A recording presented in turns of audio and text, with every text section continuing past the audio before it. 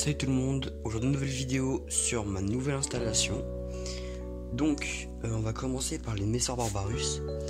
Donc je sais pas si je vous l'ai montré dans mon ancienne vidéo, enfin dans la dernière vidéo, mais en gros j'ai fait une nouvelle aire de chasse, enfin je sais pas si je vous l'ai montré du tout, mais... Donc c'était une ancienne aire de chasse que j'avais fait en béton je crois, enfin je sais plus du tout ce que j'avais fait. Et donc j'ai rajouté de la terre, et puis voilà. Donc on peut voir la déchetterie ici et une autre déchetterie ici. Donc le tuyau est juste là en fait et il remonte tout ça jusqu'au nid que je vais bientôt changer.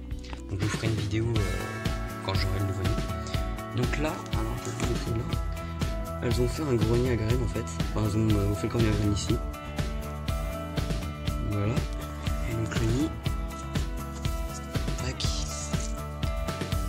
Donc je vais essayer de mettre le flash, enfin le... Ouais, je vais mettre le flash, attendez 2 secondes. Tac, et donc voilà. Éteindre ici. Donc vraiment le nid commence à être blindé. Donc on peut voir des belles grappes d'œufs. Juste ici. Généralement il y en a ici, ouais. Voilà, il y a une grappe d'œufs ici. Avec de très beaux majors. Donc on peut voir que les salles sont vraiment pleines à craquer de couvains. Donc là on peut voir des larves et des nymphes. Alors la reine, j'essaie de vous la montrer mais ça va être difficile de la trouver. Ah bah si, elle est juste là au milieu. Donc voilà.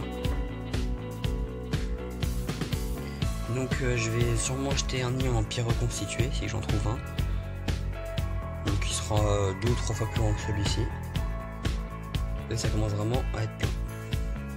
On peut voir la réserve d'eau. Voilà. Donc on passe tout de suite à la prochaine colonie. Donc voici ma fondation ou colonie, je sais pas trop, de Messor minor. Donc avec aussi un très beau couvain. Donc avant c'était dans une aire de chasse avec un tube tout simplement. Et puis ça commençait un peu à être plein à craquer, commence à sortir le couvain dehors. Voilà, donc là il y a un peu moins de couvain parce que les nymphes viennent d'éclore.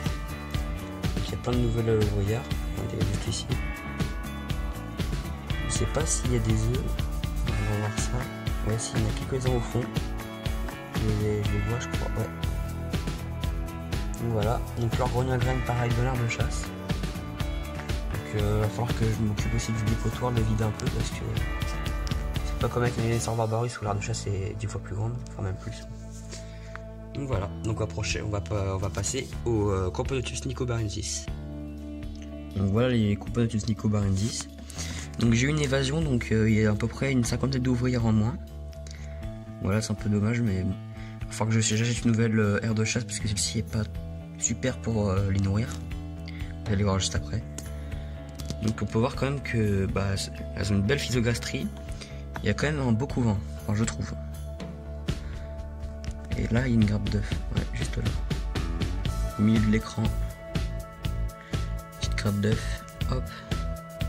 Là aussi il y a du couvain, j'avais pas vu. Là c'est des larves. Et donc voilà.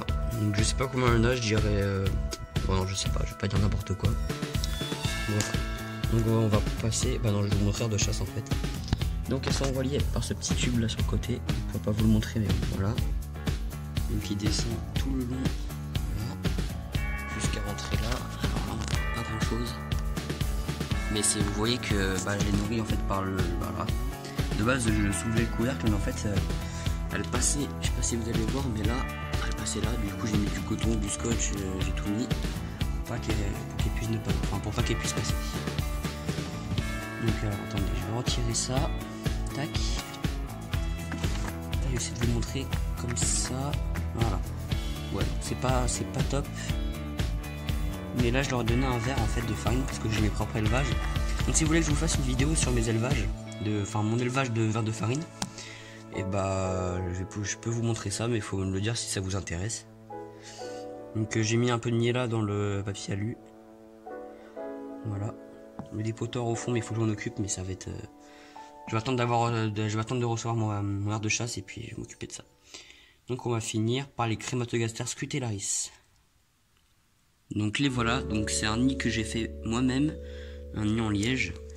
Donc tout simple, j'ai mis 2 vitres, j'ai mis de la colle, bon, c'est de la colle que j'ai mis mais il faudrait plutôt mettre du joint et un morceau de liège quoi. Donc on peut voir quand même qu'il y a pas mal de couvains pour une petite colonie comme ça, une petite fondation, excusez-moi. On va pas bien voir si je zoome un peu, on voit pas très bien. En tout cas c'est une colonie qui développe plutôt bien, mais elle sort très peu pendant l'aire de chasse, il va falloir que j'avance ça. Donc sur le côté j'ai mis de la terre en fait, voilà. Et donc bah, c'est un petit nid que j'ai fait moi-même, très simple à faire. Donc voilà. Donc ça va déjà être la fin de la vidéo. Il reste encore une fondation, mais le problème c'est qu'elle ne se développe pas du tout et je voudrais pas du tout les déranger. Donc c'est des Copodotus parius que bah, j'ai acheté sur le bon coin en particulier et bah, elles pompent pas la gine, elles font rien. Alors pourtant j'ai tout, je les nourris, elles ont une réserve d'eau, elles ont tout pour se développer, mais ça marche pas. Je sais pas comment faire. Si vous avez des conseils à me donner, je sais pas, les mettre dans un mini ou je sais pas. Voilà, c'est les Copodotus parius. Si jamais vous en avez, donnez-moi des conseils. Après je sais pas. Donc bah voilà, c'est la fin de la vidéo, j'espère qu'elle vous aura plu, likez, commentez et abonnez-vous, et puis moi je vous dis à la prochaine, ciao ciao.